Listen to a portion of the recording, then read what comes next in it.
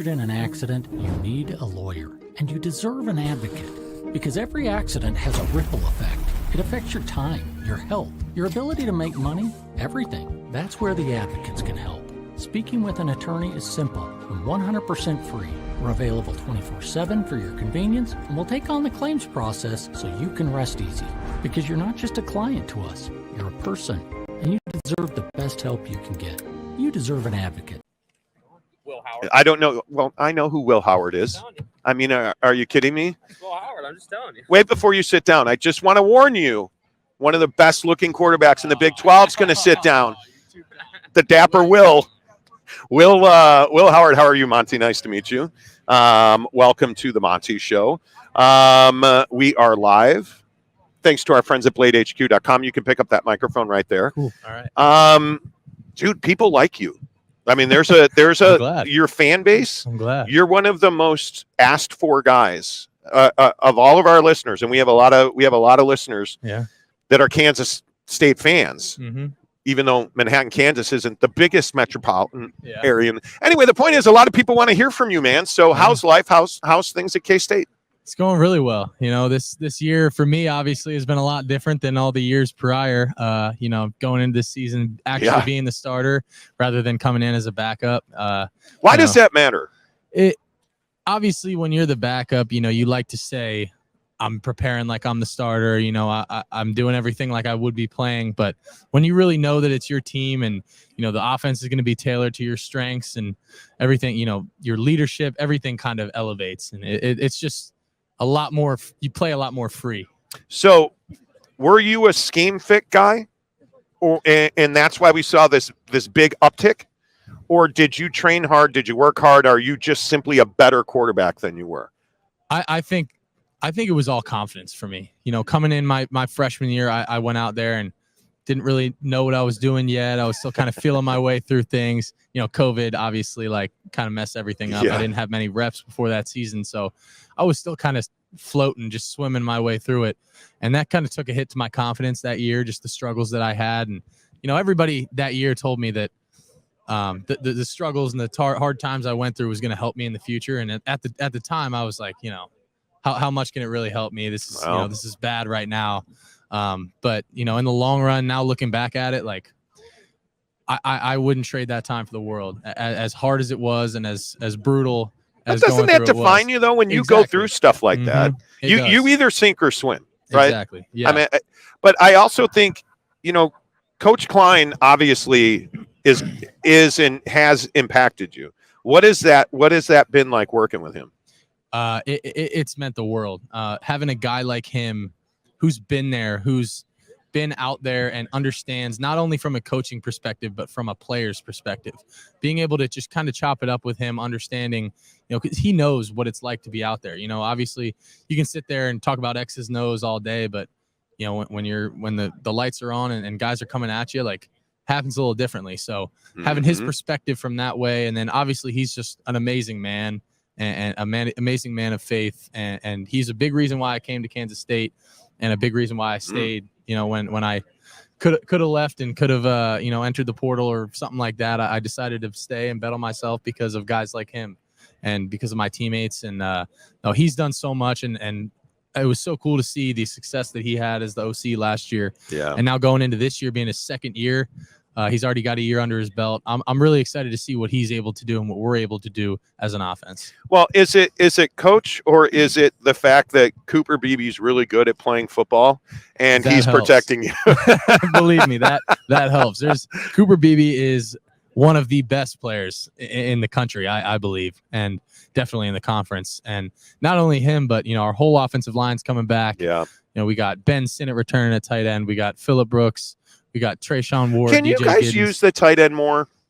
Can you integrate, you know, can you integrate that route package into your offense more? Oh yeah. I mean, now that, you know, Sinnott kind of cemented himself as a, you know, a real receiving threat at tight end, especially the second half of last season. We're definitely trying to get him the ball more and trying to do more things to flex him out, put him in different positions to where he can have mismatches, have opportunities to create one-on-ones for him, because and that dude's 6'4", 250 pounds. Which is he only had 31 catches last year, which is and most of that was in the back half of the year, and that's why I say like I feel like all of these things we're talking about, you guys, you had a really good year last year, but I feel like there's a lot more. There's a lot more good year. There's a lot more growth in there. And that's the thing is that, last year went really well for what it was, but I only played 6 or 7 games out of the year. And I feel like there's just so much more out there for us. And that's a big reason why a lot of those, why Cooper Beebe stayed, why all the whole O-line stayed, why Deuce Green stayed. That's a big reason why everybody came back, because there's more out there for us. And we feel like we're just scratching the surface of what we can do. But do you have and you're going to say yes, do you have the quality depth at wide receiver? Because obviously there's some change there. I mean, Keegan coming in from Iowa, I think is going to help you guys a lot. But I mean, do you have what you need at wide receiver to achieve again? I mean, definitely. I obviously losing Malik and Cade hurts, and those guys are 2 really, really good players. Cade's an unbelievable cerebral player. I mean, that guy is one of the smartest guys I've ever been around any position in terms of football. But between RJ, between Phil, Keegan, even Ben, I consider like a receiver. Yeah. And Jaden Jackson. We got some other guys, some young guys that are making some splashes and that'll have some really good fall camps. I think we're sitting really good for our receiver room next year. But do you need to forget about all that success last year? Maybe not forget, but I think it's easy to rest on that. And when you win, is it easy to let down a little bit? Like, how do you push through that? That's always the debate. People say, how do you stay, not get too high, not get too low. That's what my coaches always harp on. Our strength coach is really big about that. Staying neutral, no matter how good things are going, no matter how bad things are going, you got to stay neutral. You can never get too high, you never get too low. And you just gotta keep putting the work in. And if you do that, then things are going to go well. And you just got to never let that get to your head. And that's a big thing. Everyone's saying, we're the hunted now. We got the target on our back. But I feel like just us as Kansas State, we are a team that is an underdog. We're a chip on our shoulder. Oh, there's no doubt about it. Yeah. So that's what we like to kind of cement ourselves as. Yeah. Yeah. You guys will never get the respect you've earned. Yeah. Frankly. I mean, that's just the reality of it. And before I let you go, I want to talk about 60% completion, because I feel like that's a good number. I feel like you're better than that. Do you see something in your tape that's going to allow you to be a more efficient, effective passer? I mean, definitely. Like looking at last year, me and Coach Klein went through it, and we were both saying it should have been at least 65 plus. And that's just in terms of just missing open receivers, stuff like that I'm trying. Accuracy. My accuracy, I feel like, has gotten way better. Even obviously from the years past to last year, but from last year to this year, I feel like my accuracy, my timing, being able to be that guy and having timing with your receivers makes a big difference. So I'm looking forward to see how much better that can get. Well, and the number that's impressive, obviously, is you only threw 4 interceptions. I mean, and I wouldn't even put all 4 of those on you, but when I look at those 60% numbers, if you get to 65, that people are like, oh, it's only 5%.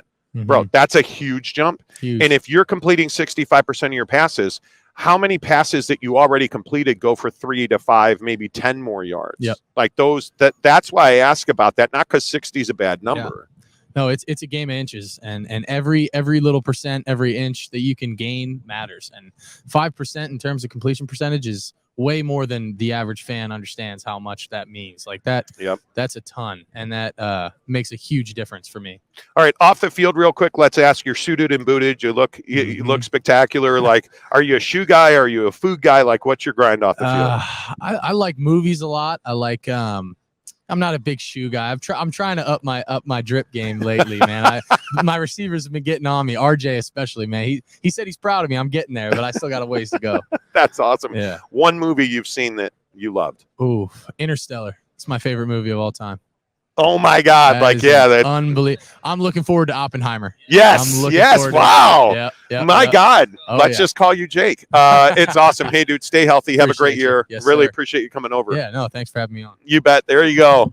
Impressive. Will Howard from K-State. Thanks to our friends at BladeHQ.com. The best knives from the best knife makers. And again, I tell you, they built a website to service you. They built a website that's easy to shop. They built a website that's got over 15,000 knives for you to shop from, whether you're a collector or you're a guy that needs a hunting, a fishing.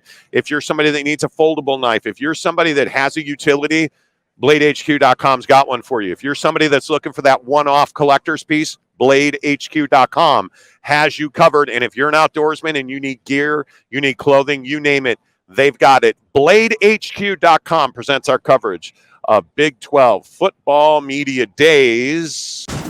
When you've been injured in an accident, you need a lawyer, and you deserve an advocate. Insurance companies don't always play fair, but we can keep them in check.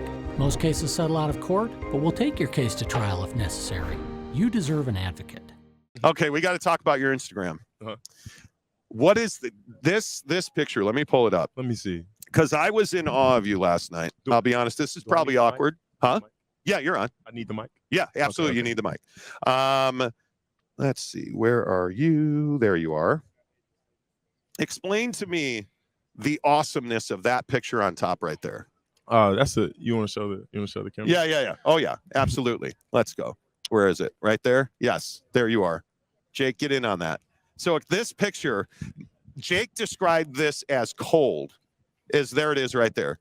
He described this as a cold picture because what you won't see on TV, and let me see if I can get it on this one, but what you won't see on TV, what you won't see is the look on your face in this picture is unbelievable. No, I'm like Tarzan. Yeah, dude, like that's unbelievable. What is going through your mind in that moment? Like, walk me through that. It was the experience of being there. I grew up watching those games, and I grew up dreaming and thinking about that hat. So having the opportunity for the seniors, that was their last rivalry game ever.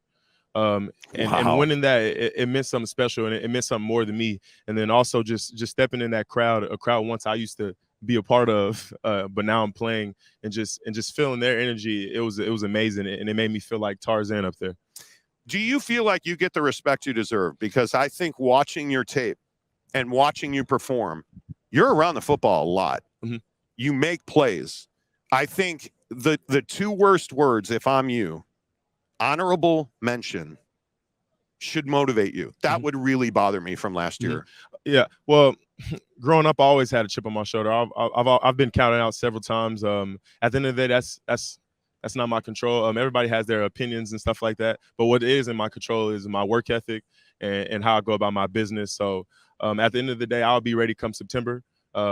And my guys trust me, and my coaches trust me, and I'm happy they put me in the position to even be here today speaking with you guys. Yeah, and I think one of the things that's very clear is we were just talking about our listeners today. We're saying that you guys get too much run, and Texas is expectations every year, and I say playmakers create expectations.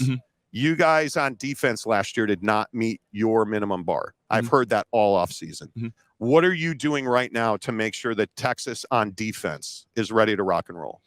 Getting extra work in, and make sure in every position group just get extra film. It's all about film. Before the play, you want to know. So like I studied all those screens that were broken. It just wasn't because I was being aggressive. Yeah, I was being aggressive, but I knew it was happening before it even happened. And just like Ford. Dude, wait a minute. What is that? What is that like? You've put in the work.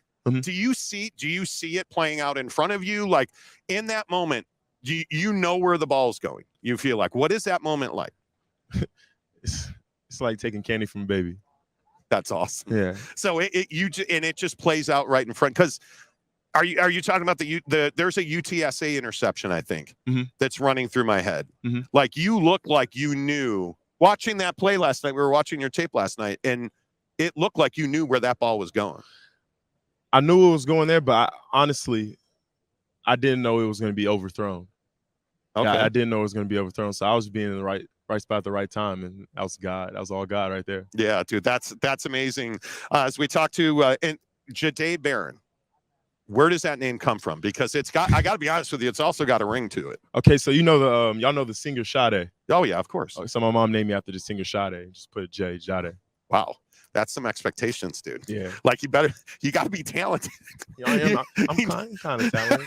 Hey, look, I sing a little bit, but look, I won't give y'all nothing You sing today. a little bit. Just a little bit. I'm off time. Okay. I like it. Let's talk about expectations. 2-5 in 1-score games last year. When you hear that as a defense, that's not a stat that you're going to love. Mm-hmm. What do you guys do to improve in tight games? Bought in and trusting Coach PK's plan. Because once we trust his plan, because he's an amazing coach, he has the history behind it. He has the stat line behind it. So just trusting what we got on for the week, and it'd be amazing, and just trusting him. Pete, you mean Kwiatkowski, Mm-hmm. whose house in Scottsdale I used to manage. That's a crazy story. That is. I'm not even joking. He comes from, obviously, he's got a ton of experience. Mm-hmm. And I wonder when a guy like that, because you talk about buying in, Mm-hmm. I think that's a term that everybody uses. Mm-hmm. Well, buy in, do it. What does that mean, buy in? What does that look like when you say, hey, Coach PK tells me, and is it just a matter of letting go and just doing it? Mm-hmm. So today's Wednesday. So with us, Sark, he created this thing for us. It's called Culture Wednesday. So 5 of us were obviously missing it, but today we have Culture Wednesday, and we come together and we connect and we tell each other deep things. So before we even connect on the field, we're connecting off the field, and it's way deeper. We get deep into life. So once we do that, that's how we create a bond and just a family and just trusting one another. Because this is more than a football. This is a brotherhood. So once we can trust somebody off the field, then it's a no-brainer to trust somebody on the field, and then that has to do with complete trust in the coaches and things like that. Wow, that's awesome. Before I let you go, because I know you guys got to run.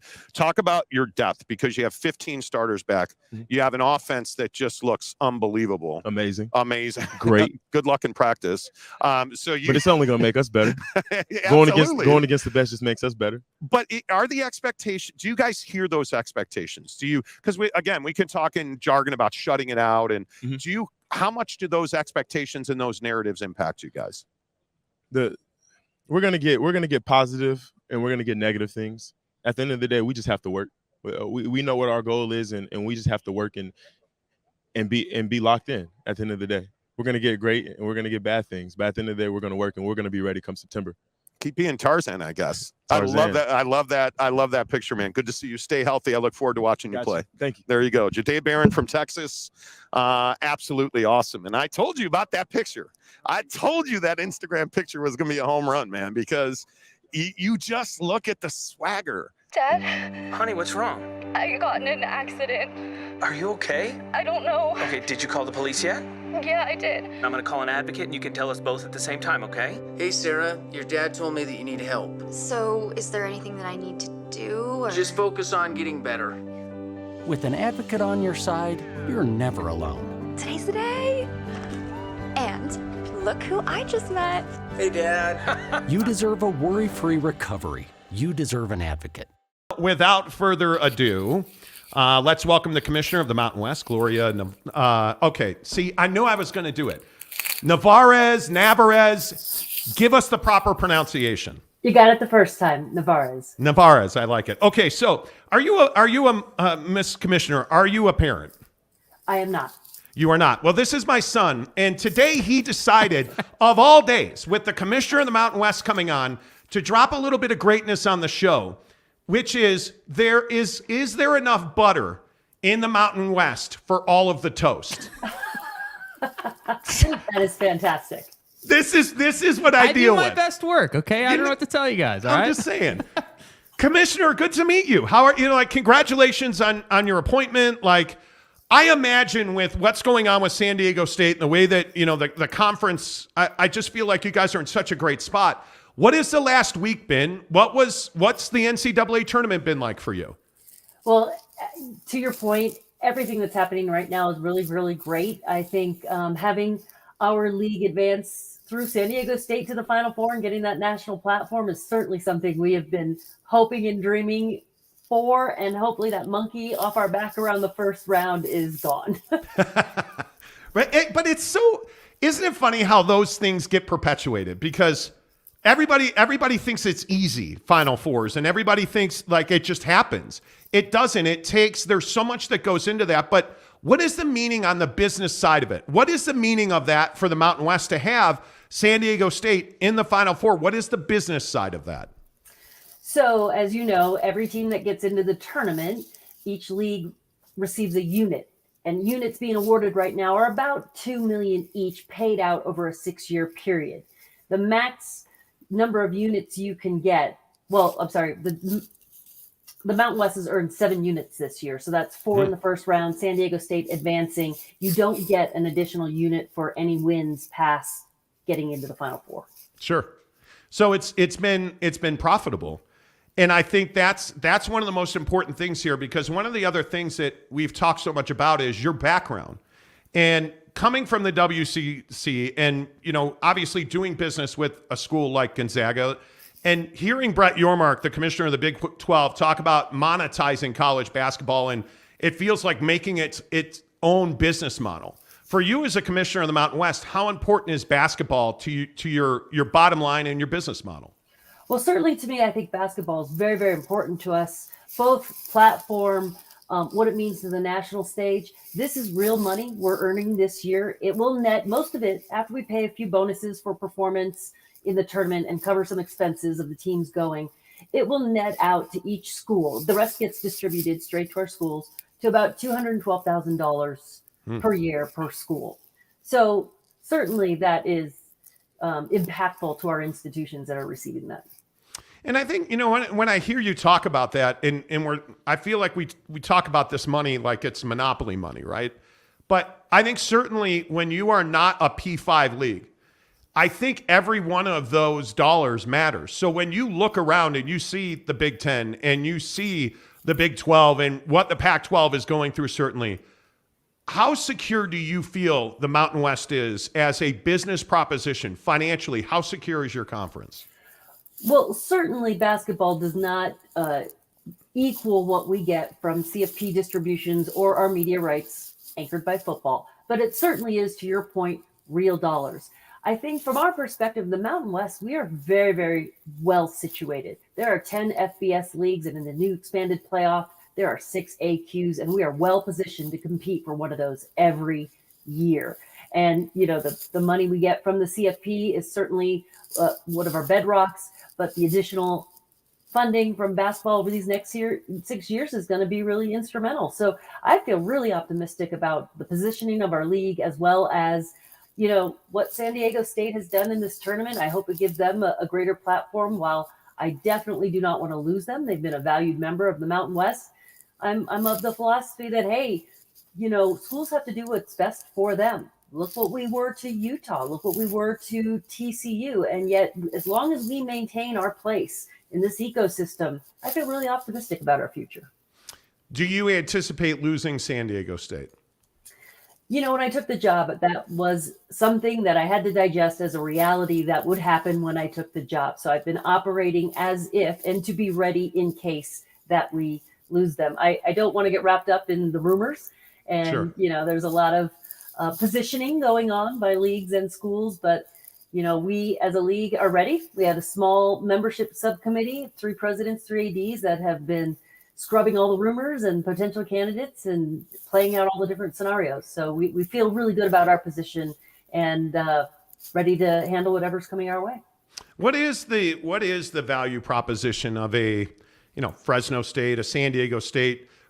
I just think it's so different for what San Diego State, what those 4 letters SDSU mean to the Mountain West versus the Pac-12, let's say. Like, what is the value proposition of San Diego State? What do they do for you? Well, I think just like any member institution, you have to look at what each brings to make the greater stronger and better. And certainly when teams are performing better, that is a great asset. You also look at brand value and media market and size and strength of an institution's fan base. So all those things contribute, and there are different levers that are activated during different times of the season based on how well you're performing and how you relate, to maybe rivalries in your league. So all those things combined, there isn't one thing I think that articulates value for a school to a league. Mountain West Commissioner Gloria Nevarez is our guest on the Monty Show as we talk about the business of college athletics. And I think, it's really interesting that you also dealt with BYU in the WCC. And I'm curious what when you look at BYU and you look at what their brand is about, obviously here in Utah, we hear a lot about what they meant to the Big 12 or what they didn't mean to the Pac-12. What did BYU mean to the WCC? I really got to know BYU through my time at the WCC. And even though they were a very large FBS level institution, I felt they really fit with the WCC in the mission and values. They certainly could have been the 800-pound gorilla in the room, pounding their table on issues, and they just weren't. They were collaborative. They worked well with us, and I feel they made us better. And I hope that we provided an amazing platform in the WCC to them for the 10 years that they were with us, and enabled them to be positioned to join the Big 12. What was Tom Homo like to work with? Because I'm of the belief I think he is a well-kept secret. He's not somebody that, that does interviews very often. He's not somebody that you see all over the place. So my belief is that certainly what he did as an independent in football, in his ability to place himself and BYU in the middle of a great WCC conference. But what was he like to deal with for you? So I've known Tom since he was a football coach at Cal, UC Berkeley. And I was one of my very first jobs as a compliance administrator. And he was one of the best coaches I ever had a chance to work with. As an administrator, he certainly has become a very strong friend, mentor, ally. He's a sane, wonderful human being. Check out his Halloween antics. They're amazing. But what he did, you referenced it, the way he scheduled during COVID as an independent and keeping that thing rolling in such a competitive manner was short of miraculous. It was amazing. Yeah, I couldn't agree more. What do you think Gonzaga means to that league? Gonzaga definitely, I think, fits. One of the things I've always said is, especially after the new revenue distribution tournament format, league scheduling, Gonzaga can vie for a national title from the WCC. When they play in league, they don't take a step backwards. They don't drop their number one rank. They don't drop in net. So the WCC, on the one hand, has really come up to help be competitive, but also I think the things that were done from a league perspective to really not keep the top down were really beneficial. So let's talk about your position currently with all this realignment. When you look at all of this realignment, and whether it's rumors, facts, whatever, obviously what's going on in the Big 12, Oklahoma, Texas leaving, is college athletics, in your opinion, is college athletics healthy? I think we're definitely going through a change. I think we've definitely taken our hits in the Supreme Court and public opinion. I have a lot of optimism about new President Charlie Baker. I think I've seen him around the horn. I saw him doing an interview at the early rounds of the women's tournament. He's already reached out to us to talk to our membership and presidents. And I actually read his book, which I think really tells a lot about someone who will strip down a problem to the very bottom layer, collect the data, and then build it back up based on data and putting the right people on it. And I ask you about that because I think one of the other things that's so now prevalent with all this realignment is something we probably don't talk about enough is student athlete welfare. And when we look at NIL and we look at the portal and we look at realignment, are we losing focus on how important it is to make sure that our young people are mentally well and physically well? And I think that focus is not just specific to student athletes, but higher education, that whole environment, as well as our society as a whole. There is a national shortage of qualified clinicians and doctors and people in that field to treat us all. But certainly, I think you'll see in the Transformation Committee recommendations and the work coming out of the NCAA based on those recommendations, a higher emphasis on providing those service and providing them specific to student athletes. Because while I personally was a student athlete and, we all had our tough times, it certainly is a formative time in your environment. And especially for those student athletes during COVID, when you lose your identity of being a student athlete and you're not playing anymore and your season was canceled. Those things are really tough to deal with, and we need to provide those services to our stakeholders. Mountain West Commissioner Gloria Nevarez is our guest on the Monty Show. And one of the things that I think is so fascinating is I saw an interview with you, and I believe it was on one of the mountain channels, talking about your relationship and what you know of George Kliavkoff. So I ask you again, what do you know of, and what is your relationship with George Kliavkoff? So I knew George when he was at MGM, and I was working at the Pac-12 as the main tournament administrator, partnered with MGM and T-Mobile and the MGM properties. And so he's a fantastic human being. I think his resume is outstanding, and I think he's got all the right skill sets to navigate the league. He certainly has taken his fair share of hits for no fault to his own on different issues and things that have just been coming up. But I really think that he is well equipped and will steer the league out of the funk they're currently in. No matter what happens, good, bad, or indifferent, do you believe the next step for the Pac-12 will impact the Mountain West? You know what? I don't know. My opinion on that changes daily.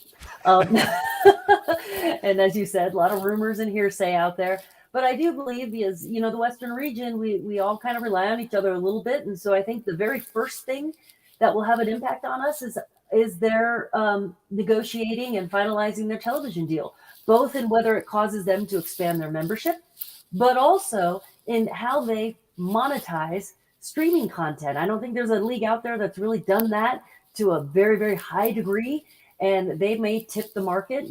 Our media rights are going to be up in 2026. We'll start negotiating those in 25, and certainly the Pac-12 deal will be a wayfinder for us in that. Do you believe that for the Mountain West, do you believe that you guys need streaming? Do you believe that it is inevitable? Like, where are you at on streaming for the conference? Well, I believe it is the future.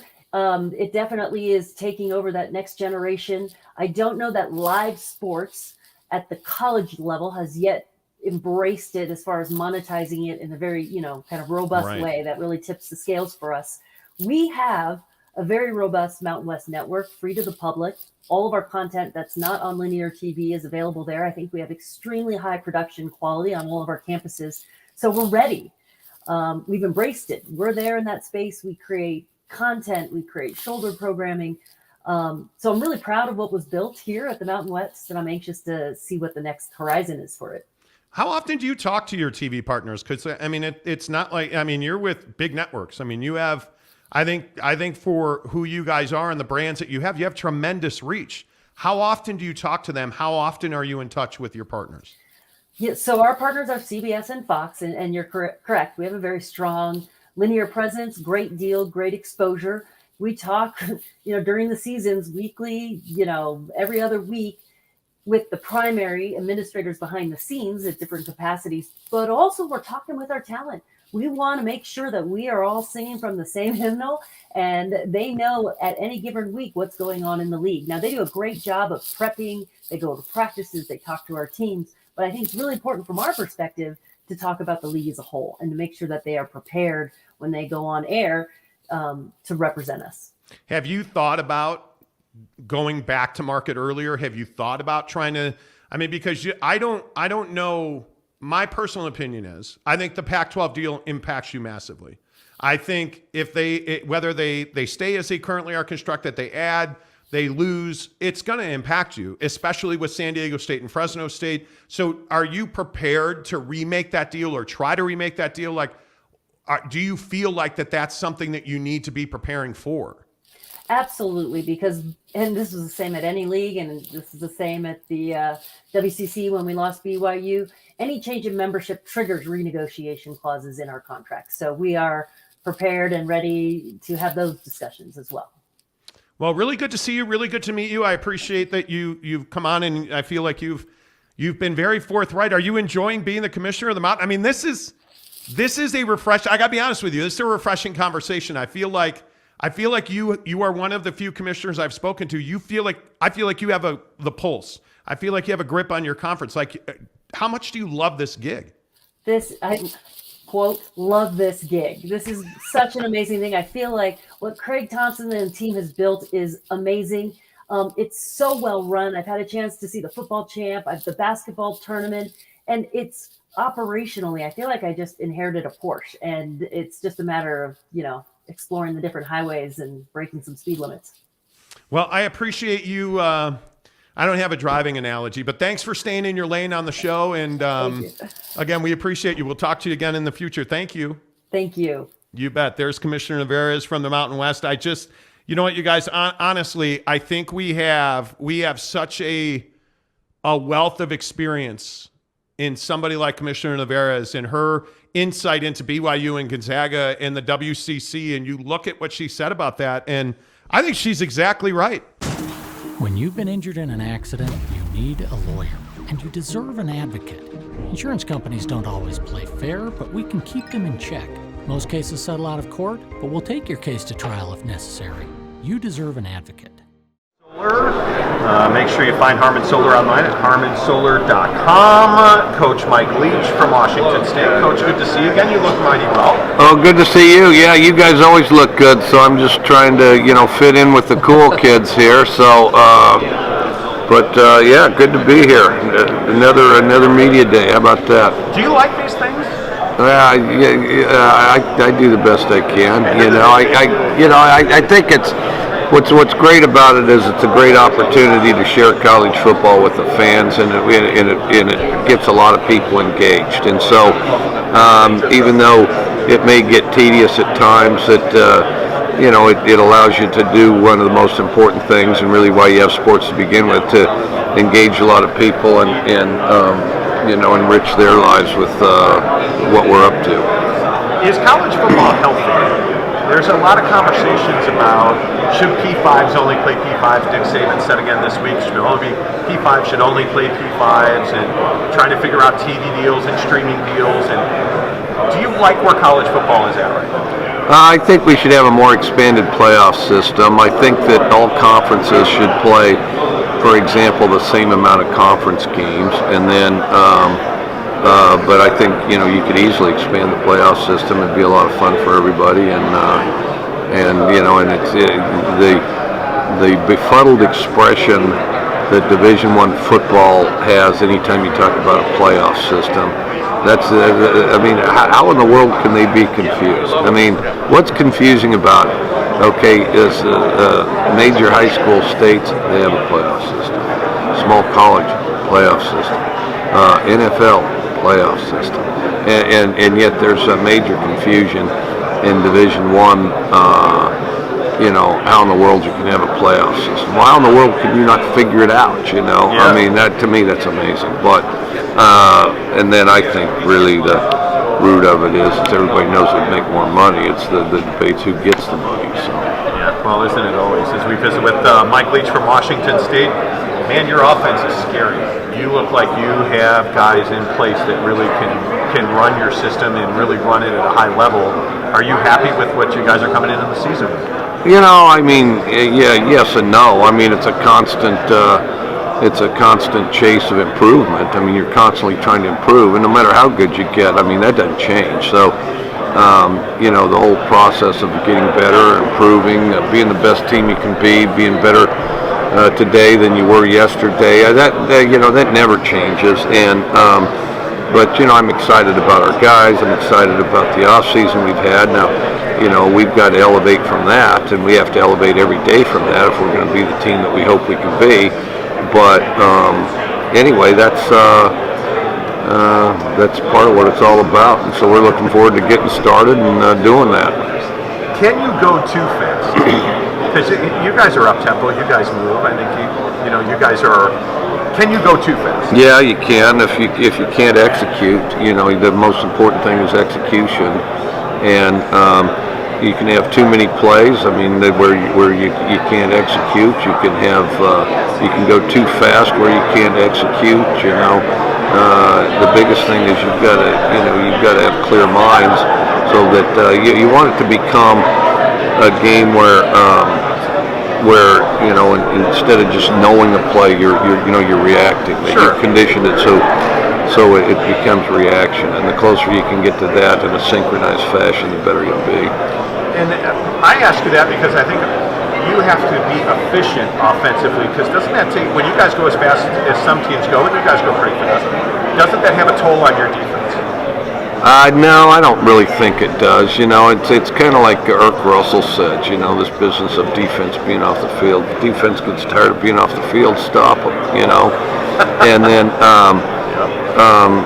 you know, and I think that, and you know, the other thing is, I mean, it's not uncommon for us to lead the nation or certainly be up there a number of plays.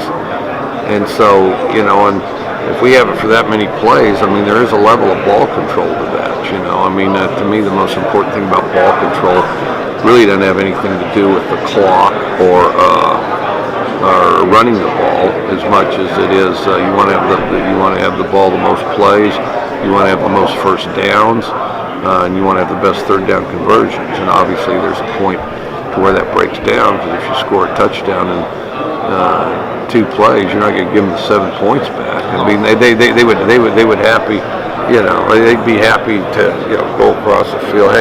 Hey, look, let's take the 7 points off the board. We'll just spot the ball at the 50 if you don't mind, because we scored a little faster than I'd like.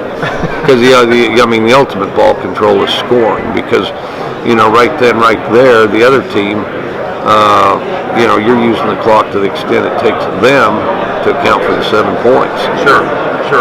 And, you know, I think that's it. That tipping point to me, that the spread offenses, the go fast offenses, do you, as a coach, do you have a good feel for when that's working and when that's not? And how are you able to adjust that in game? Is that something you can make adjustments to in game, pace of play and whatnot? I'm not huge into that. Now we'll huddle sometimes, but that's more of a regroup thing, you know, to get everybody together, settle down, or if you know, if it's, especially the linemen, if they're starting to get fatigued or something. You know, some of these guys are just trying to go as fast as they possibly can. We don't really do that. We know huddle. We're faster than huddling, but you know, it's not just a series of frantic, how fast can we go? Dad, Honey, what's wrong? I got in an accident. Are you okay? I don't know. Okay, did you call the police yet? Yeah, I did. I'm gonna call an advocate and you can tell us both at the same time, okay? Hey, Sarah, your dad told me that you need help. So, is there anything that I need to do? Or... Just focus on getting better. With an advocate on your side, you're never alone. Today's the day. And look who I just met. Hey, Dad. You deserve a worry-free recovery. You deserve an advocate. Bro, you're really going to roll up wearing those shoes? That is unbelievable. Look at you with the what is that? The Tiffany Air Force Ones. Here, let me give you, pick up that mic over there. There it is. Cody Epps. Good to see you, Monty. Yes. Nice to meet you, my friend. Nice to meet you. Yeah, but you got the shoes, you got the fit on today. Like you're looking good. How's life treating you? Life is pretty good. I came into Texas on a private jet, so I Well, cannot complain about okay. life right now. So Okay, I flew commercial, but that's fine. You could have invited me, but that's fine. my bad. How's life at BYU? Obviously, you had an interesting summer. You thought about transferring, and it seemed like there was a hot minute where things got crazy for you. Yes. Is that what happened? Like, how did you handle that personally? What was that like on the inside? It was super emotional, and I'm typically not an emotional guy, but you know, the decision to leave and the decision to come back was super emotional, super heartstringing. But I'm just so blessed to overcome that. And I'm so blessed to be where I am right now. Like I said, I just came in on a private jet. Man. Yeah, man. I'm so blessed to be a part of Cougar Nation. I'm so blessed to be with my teammates, to be with Coach Kalani, Tom Homo. Just this experience alone, man. I wouldn't want to do it with any other college program. So the word of the day so far has been expectations. I don't even know how to spin it any other word than that. I have a lot of expectations for you. I think you're an NFL wide receiver. I think that you are arguably the most critical player on offense for BYU. I think you are the guy that they need to lean on fully to take this offense to the next level. A, do you agree with that? And B, when you look at how important you are to that team, like where do you fit in on this offense? And do you agree with those expectations? So, I think I have a lot of expectations for myself. I just want to be. I would love to be dependent on by Coach A-Rod and be a guy that they can go to on third down or fourth down or first down, whenever my offense needs, whether that's making a block, making a critical play. But I don't necessarily, we have a bunch of guys that we're going to have to lean on, and we're going to have to lean on our quarterback, and we're going to have to lean on our running back. So, I mean, the easiest thing for me, man, is just being able to have guys around me, which we do, just to be able to do my 111, do my part, and not have to go to the extremes and do things that, I'm thinking about the next play or thinking about the next quarter, just being in every single moment, every single play. And I think that's allotted to me by the coaches that I have, Coach Fessy, Coach Era, approaching every single day with intensity, with intent, and just trying to be as efficient as possible. So I don't have crazy expectations like the offense has to lean on me, right. But I definitely want to be a guy that our offense can count on. But here's the difference. You don't have to do anything crazy. You don't have to try and be 11 dudes. Because you as one guy, I think you're good enough where you just be you. And I think that makes a difference. Do you buy into that level of talent? How do you see yourself as a wide receiver? And I know you're going to be humble. I totally get that. But how do you see yourself as a wide receiver? I just see, like I said, man, one thing I will brag about is I just see myself as someone that an offense can count on. When that ball's in the air, when I need to make a block, I pride myself on being an efficient football player, being reliable when I'm on the football field, and being a reliable teammate to my team, to my coaches. So that's how I see myself. Any moment in the game where they need me, they want to count on me, I pride myself on. I want to be the guy to make that play, and I love making those plays. So yeah. Cody Epps is our guest on the Monty Show live at Big 12 Football Media Days. Thanks to our friends at BladeHQ.com. Change has kind of been the flavor of the offseason for BYU. You guys had seismic change on defense. Obviously, the quarterback position with Keaton coming in has been different. How different are things? Does BYU football feel like it's always felt for you, or how different are things in Provo? It's not that different, man. It's still Keaton calls it the dirty P. We joke about it. We call it the dirty P, but Provo's still the same, man. It's just so fun to have.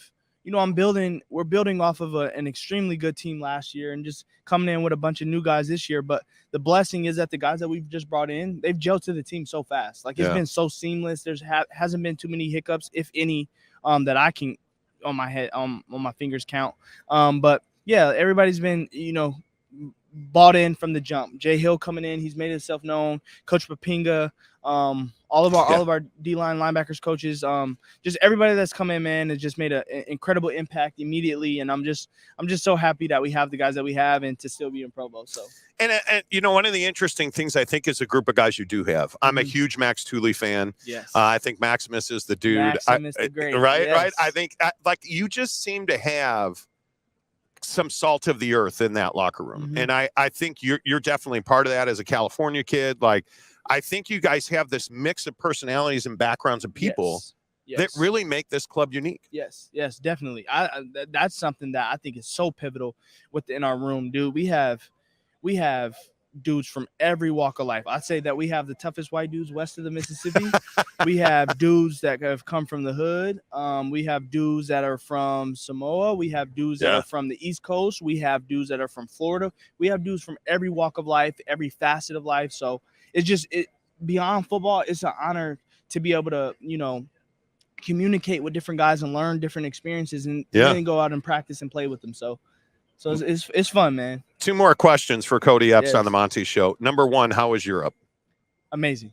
What'd you see? Where'd you go? Yes, so I spent 2 weeks in Europe. I went to London, Paris, Amsterdam, and Germany. I love London. Yes, great experience. London was actually my favorite spot. Let's go. Let's go. Love London. It was a great experience, man, just to be able to step outside of football, the football realm, and step into the business side of my life that I want to also take a lot of charge in. It was great to go out there and study commercial real estate, eat different foods, have different conversations with a little bit of French or whatever I was speaking out there. It was a great experience. So yeah, I had a lot of fun. So. And you're at a Nike school. I'm a Jordan guy. Okay. So I see you rocking the 13s right there. Heck yeah, dude. These are Monty's rocking some classic 13s right here. Those are I remember my dad had those when I was like 10 years old, and I always wanted them.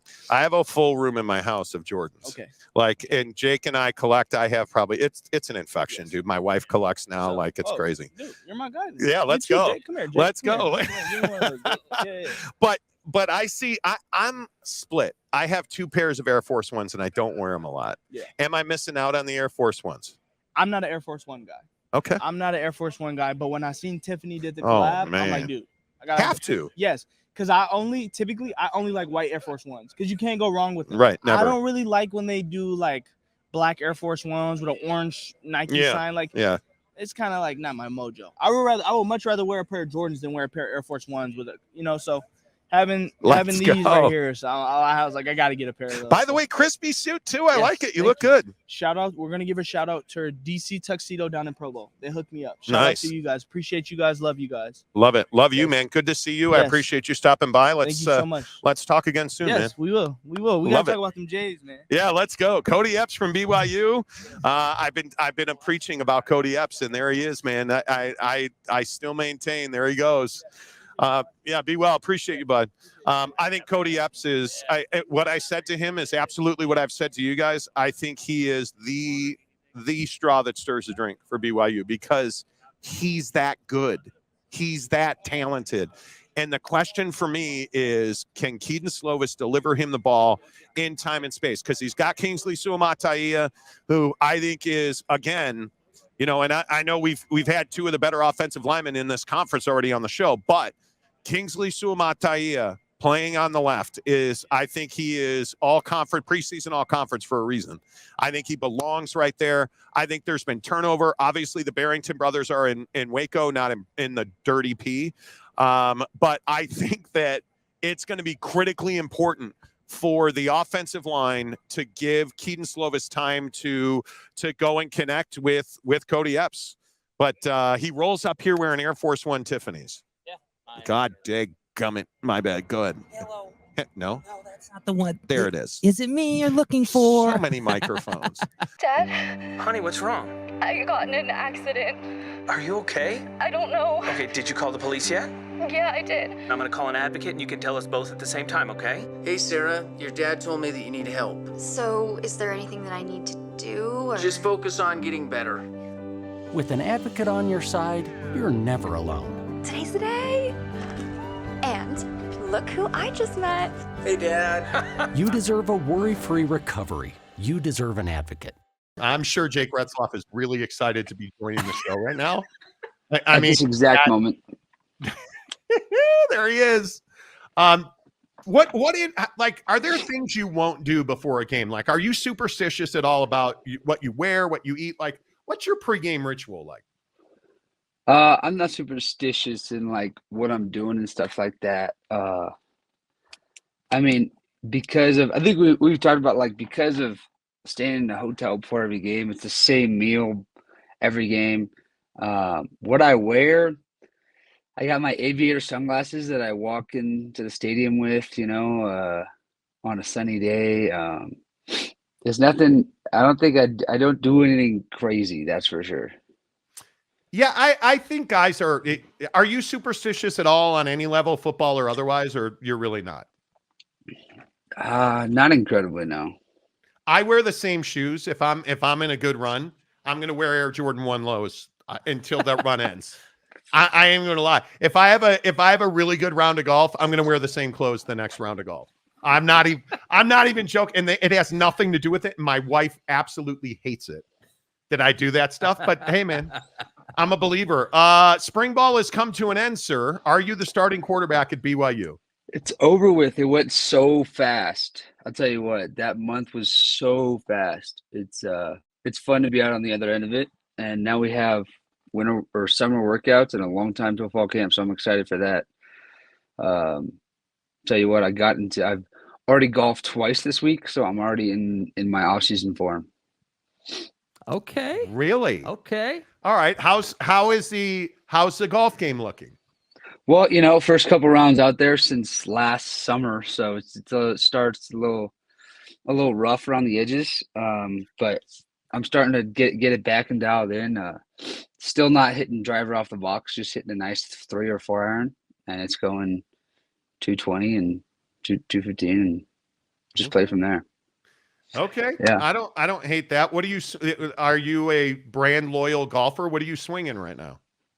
I'm swinging these like OG, probably 25-year-old clubs. These tailor-made burners. For my irons, it's a old set. I got a nice spider putter. I bought these clubs off of Facebook Marketplace, off this guy who didn't know what he had, so I got a pretty good deal on it. Nothing wrong with that, right? No, nothing wrong with that at all.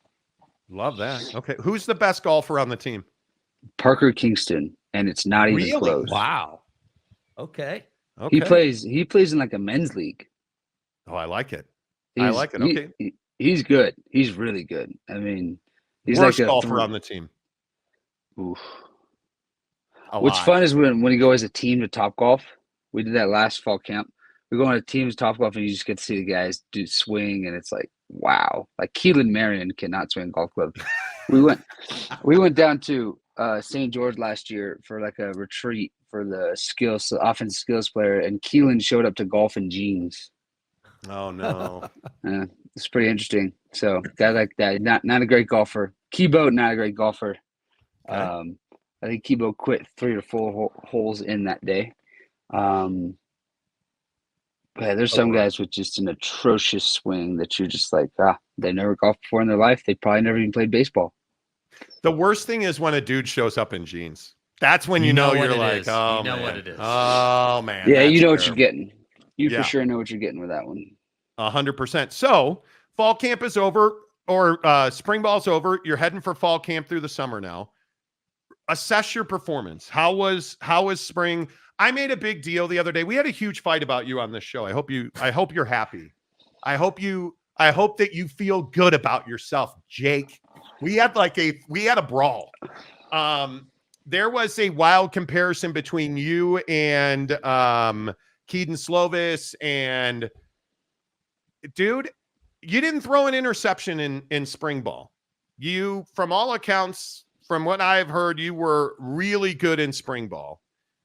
So assess your performance and answer me the question, how significant is it that you did not throw an interception in spring practice?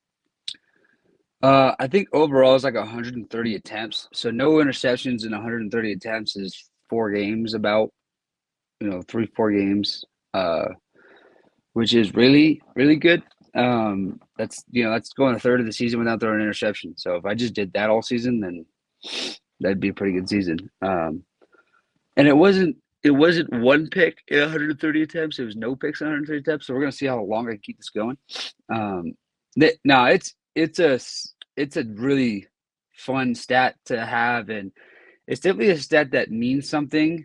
There's a lot of stats you can get from spring ball that don't mean anything. That stat kind of means something because that's, interceptions is giving the ball to the other team is how you lose games. And so to be able to stay away from that, to be able to do that this spring, and that only happens because the O-line took huge steps forward this offseason. The young receivers are starting to get better and show what they can do. And so that's not just me, obviously. That's the guys around me making it easier for me. They're catching the ball. They're not tipping it up to the defense. That's also really fun. So yeah, I mean, it's a cool stat to have. No interceptions. I think A-Rod told me that he's never had a quarterback do that. So if he's telling me that, then I think it's significant because he's had some really good quarterbacks come through here and come through where he's coached at. So if he's saying it's significant, I'm going to go ahead and say it's significant. The other thing that comes to mind for me is that I think people don't recognize how difficult it is not to be the starting quarterback, because obviously your preparation this year versus what you were preparing last year. How different are you? How different is your position this spring camp versus last spring camp, last summer, and what you anticipating being fall ball? Oh yeah, no, it's so different. I mean, coming in as like a returning starter at the end of the year, and so be able to just walk in the building like, okay, so this is just my job to go get right now, my job to lose in a way. And so like you go in there and every rep was, most of my reps are with the ones, and that makes all the difference in the world, being with those guys who are going to be on the field in the game and having those guys see me. And there's something about like coming back, having the reps with the guys. And so that chemistry has already been built a little bit. And so to even work to improve that and to be focused on improving that. When you're a 2, you cannot focus on improving chemistry. You have to focus on doing the best you can with your reps. And it's a subtle difference, but it's a difference. And so it's definitely something that I've taken advantage of in this spring, and I'm going to continue to take advantage of, because when you look at things like, okay, I'm getting the ones and I'm going to be able to go with the number 1 group against the number 1 group, it's different reps, man. Because at the end of the day, like when you show up on game day, you're never going to take a rep against the 2s. You're only taking reps against the 1s. And so to have that kind of level of play to go against every day is so good for me, because the quality of the reps is so high, because it's a lot more game-like.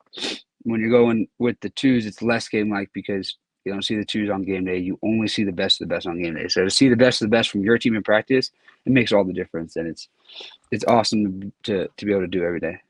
Yeah, and I think people don't those subtle nuances. I think we as fans want to watch games and think we know everything. And I think we want to read newspaper clippings and think that we know everything. And I just think there's so much that you don't talk about and that teams don't talk about. It is not the, huddle at the middle of the field. I would venture a guess from my experience and every football player I know. It is the conversations that nobody ever sees and nobody ever hears. It is you yourself sitting with an iPad or whatever your video mechanism is, by yourself, building the relationship with yourself as a quarterback and as a guy. I think that's where you become whatever you're going to be. And I just think how much do you think fans truly understand the process of either winning a job, developing that job? Like, how much do you think fans truly understand the quarterback position? People get mad at me if I said they don't. They think they're watching tennis compared to what they're actually watching. You know what I mean? It's chess and checkers. Like everybody thinks they're watching checkers, and it's actually chess. The way we're doing things out in the field. It's a fun game to play. I mean, something that I've done to just develop the experience without experience is the number 1 thing you got to do as a young quarterback to become better, like sooner. If you have to develop experience without the experience, because it's impossible to have a real game experience right now. Like, I can't go out and call Iowa State and be like, hey, come up to Lavelle this weekend, let's have a game. You know what I mean? That doesn't happen. So to be able to build experience without having experience through film is such a huge thing to do.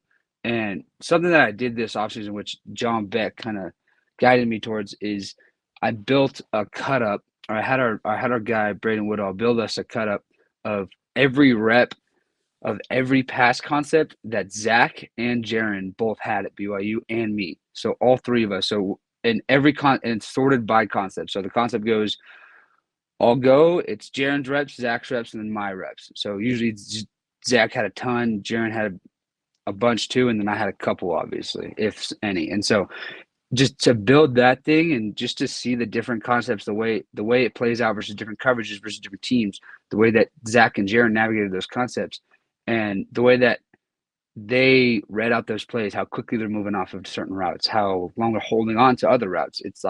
It's super cool to see all that. And so I mean, this is a 1,200 play cut up that I went through this spring, and I think I got to play. I think I'm on play like 1,000 or 1,100 right now. Didn't even get to finish it through all the spring run. 1,200. 1,200? Yeah.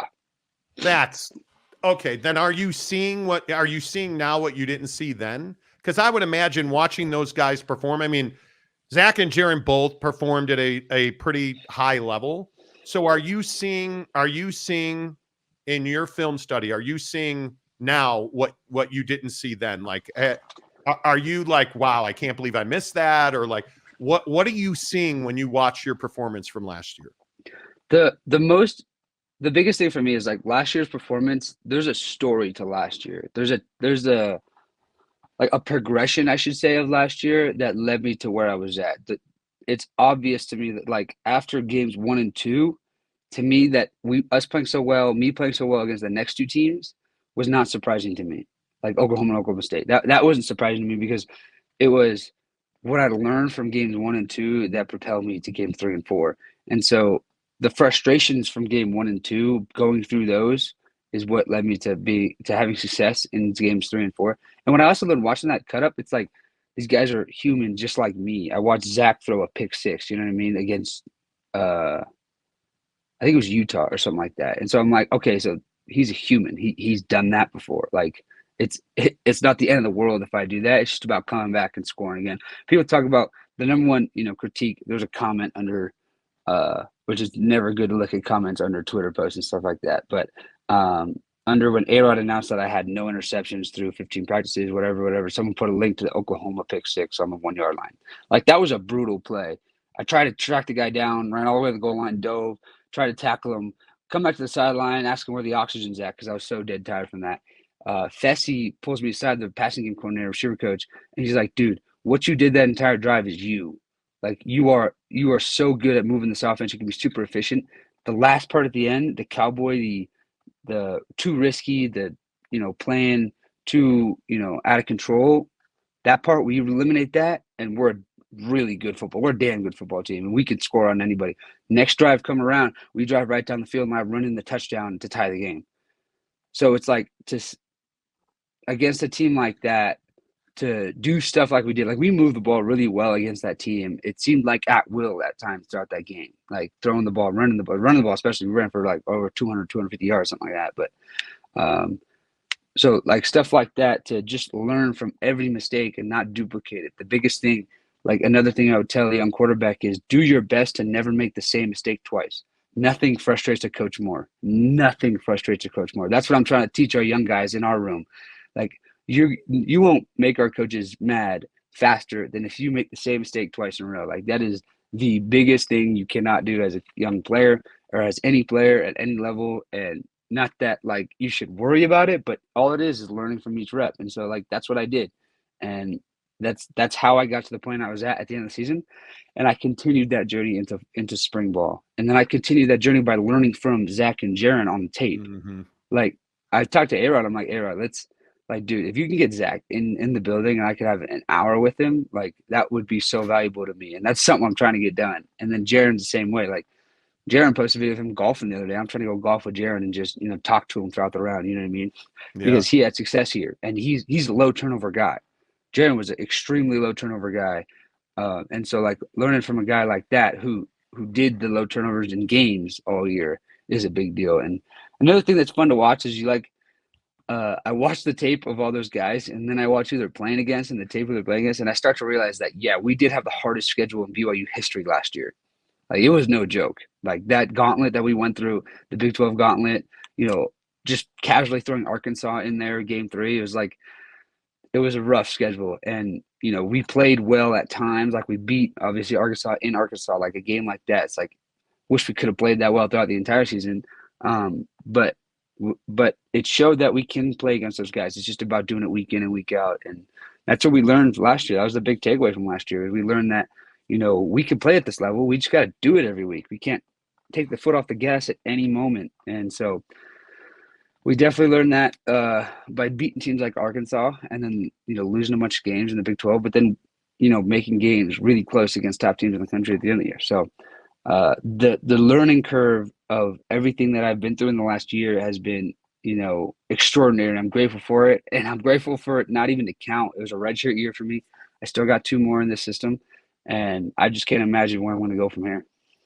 Jake, what's your relationship with Twitter like, or social media? You talk so much about last year being a grind, and it definitely was a grind. Are you someone that looks at Twitter every day during the season? Do you log out of your accounts and go, just off the grid and just focus on football? What's that like for you?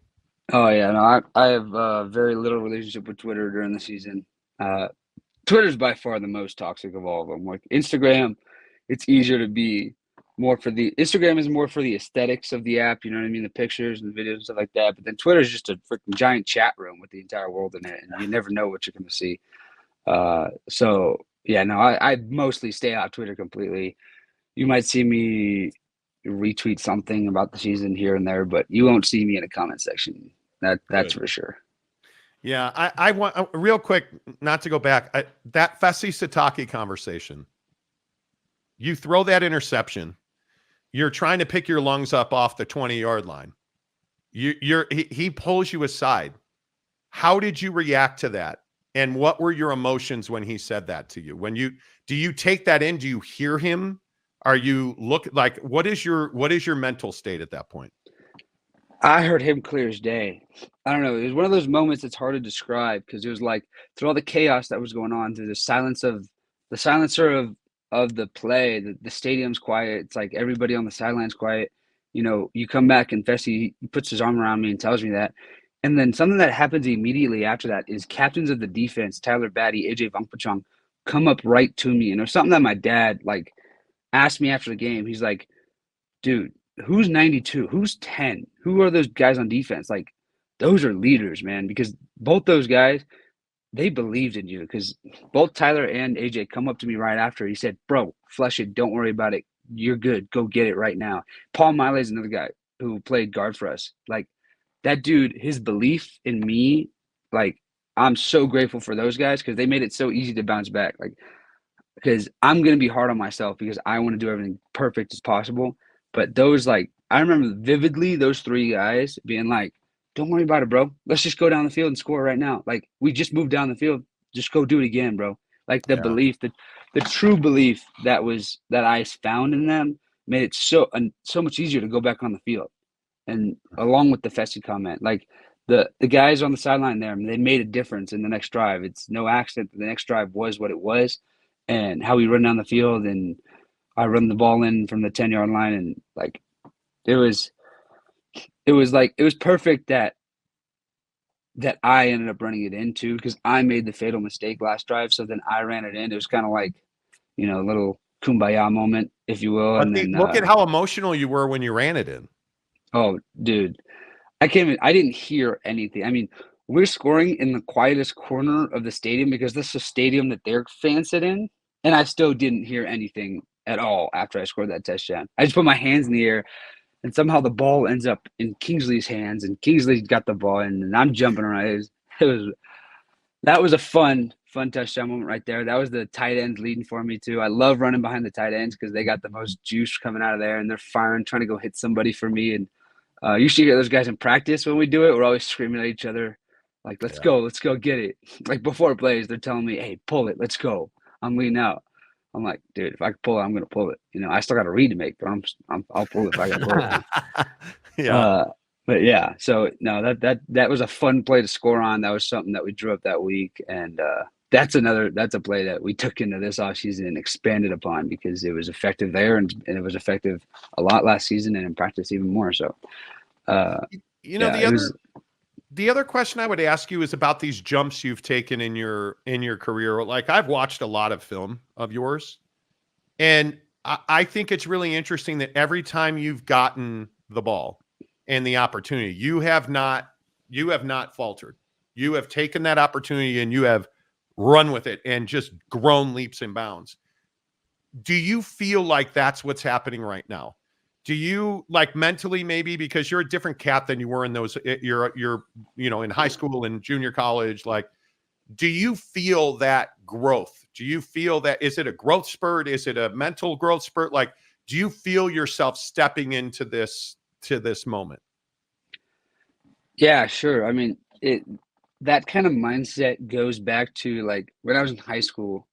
My first year in high school was at Claremont, California. If anybody knows Claremont, California, it's the tiniest city ever. It's got the Claremont colleges in it, very small college, very academic colleges. My dad coached football there. My mom coached tennis. In high school, my brother's a junior and I'm a freshman. And after basketball season, we transferred to Corona Centennial. And if you know high school football, you know Corona Centennial is a powerhouse. Yes. You go there, it means something. It means you're a baller if you play at Corona Centennial. And it was like my dad and my mom, when they thought about going somewhere, they thought about, well, Upland's down the street. They're a pretty good program.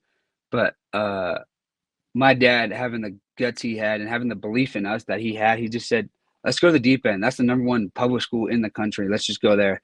And so we enroll in there, and people asked us like, "Oh, what did they promise you? Oh, they do this for you?" And we're like, "Oh, dude, we just wanted an opportunity. That's all we wanted." And they said, "You're gonna have a fair opportunity here." So we took it, and that mindset has just carried me through. It's just all I ask for is an opportunity. Like, people ask, "What's your biggest fear in life?" And my biggest fear is lack of opportunity. And so, because I know when I get that opportunity, I'm going to do with it what I'm going to do with it. And so that's kind of where that all comes from. The belief in myself, you know, the want for an opportunity. I don't want much else, just the opportunity to be out there and do my thing.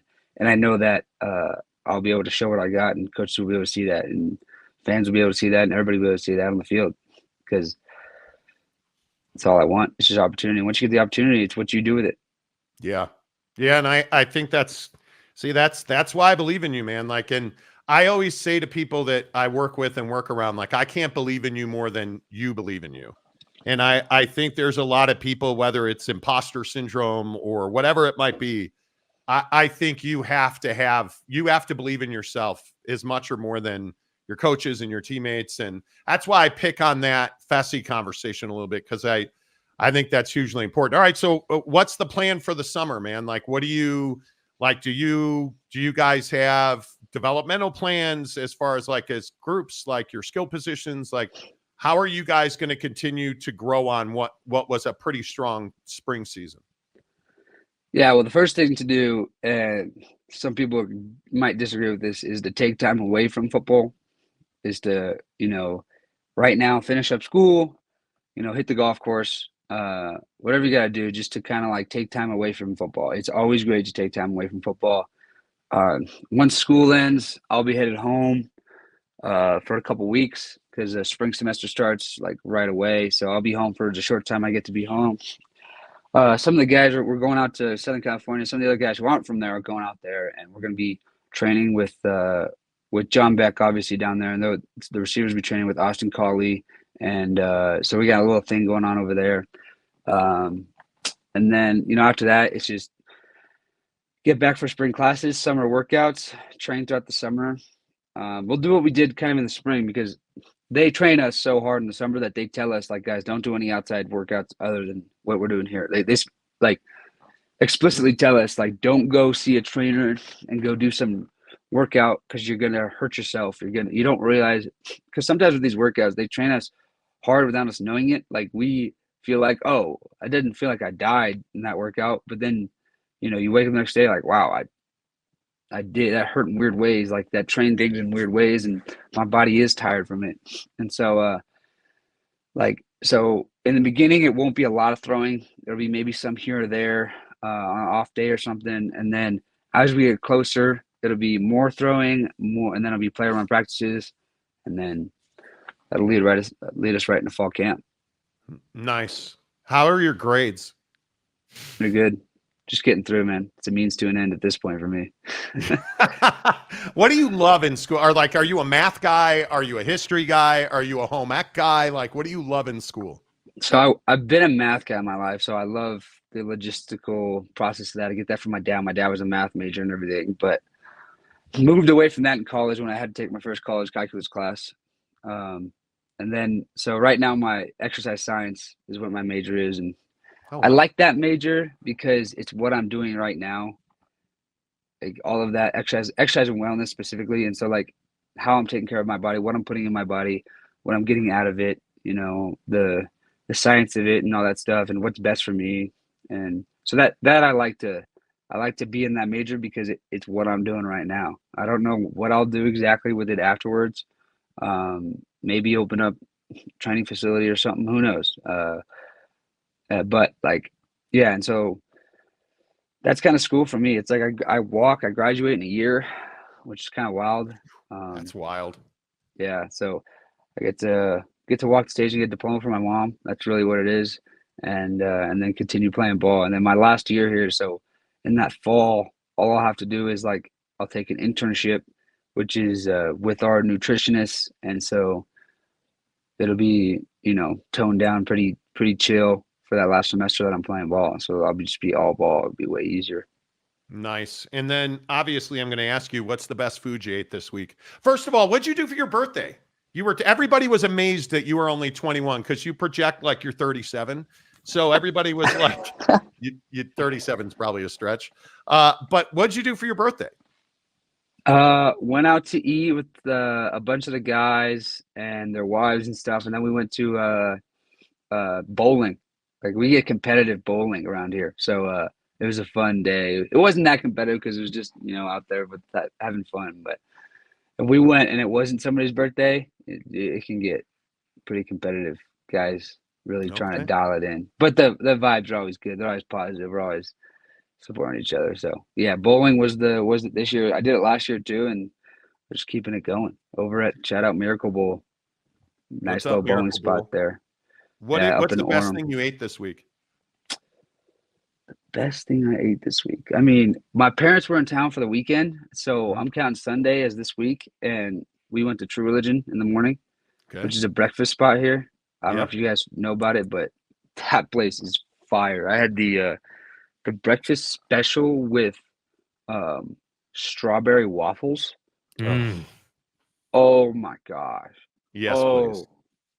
That was unbelievable. The strawberry waffles were unbelievable. I mean, Nevarez has this strawberry French toast that's pretty fire, like really fire. And I think the strawberry waffles of True Religion take the cake.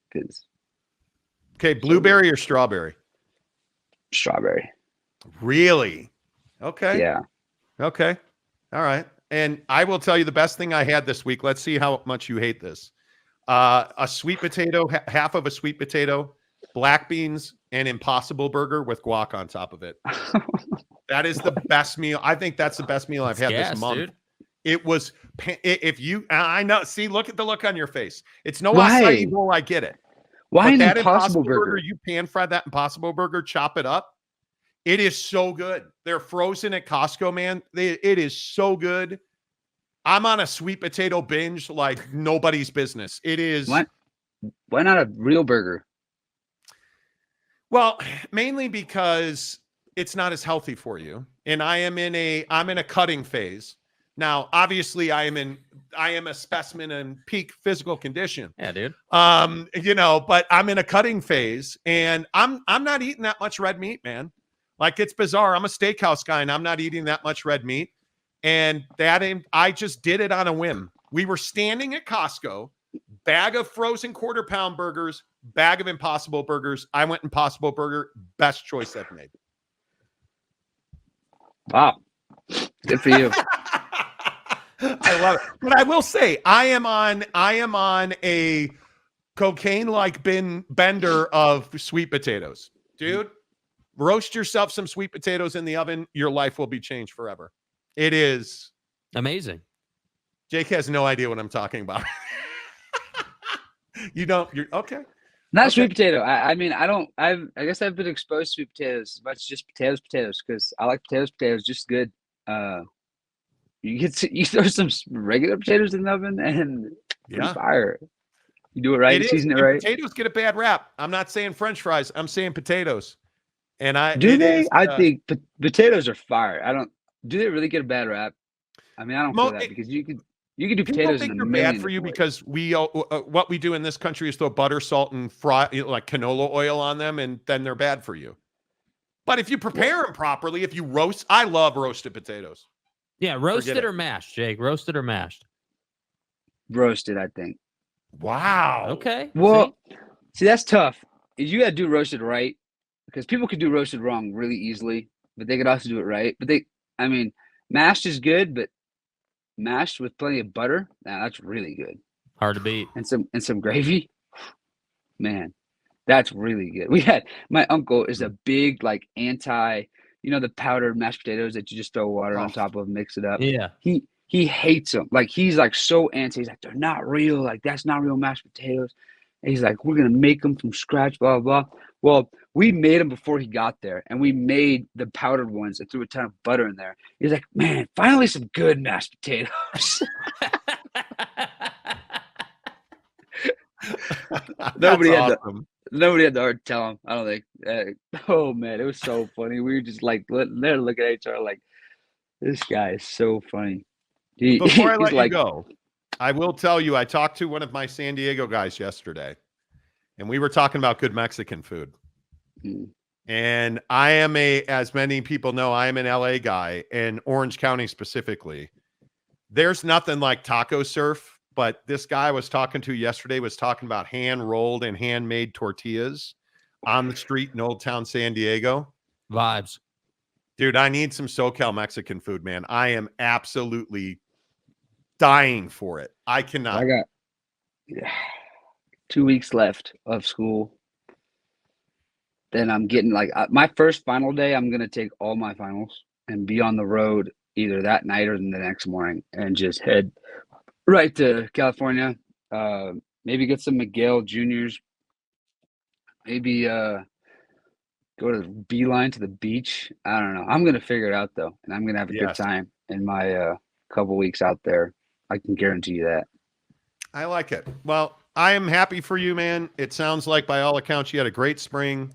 I cannot wait to see what this year has for you guys, because I think it is so incredibly important. By the way, do you know about the college football Super League thing? Are you into the Super League in college football? I've heard some theories about it. I haven't heard much actual things about it. There's so much noise in college football. I mean, you guys talk about it all so much, but I can't look into every rumor. Super League. Do you see a scenario where college football players are paid employees of universities? No. Well, I mean, they're talking about giving schools the rights over like collectives and stuff like that to be able to be its own collective, right? Would you, because if they are, is that a paid employee, or is that just still your incentivized payment? Good old 1099 contractor life, right? I don't know, because that's what the collective deals are, 1099. So I don't know. So I don't think so right now, but anything's possible. I mean, as long as I'm here in college football, I don't think something like that will happen. Although things are moving fast, but I don't think something like that will happen.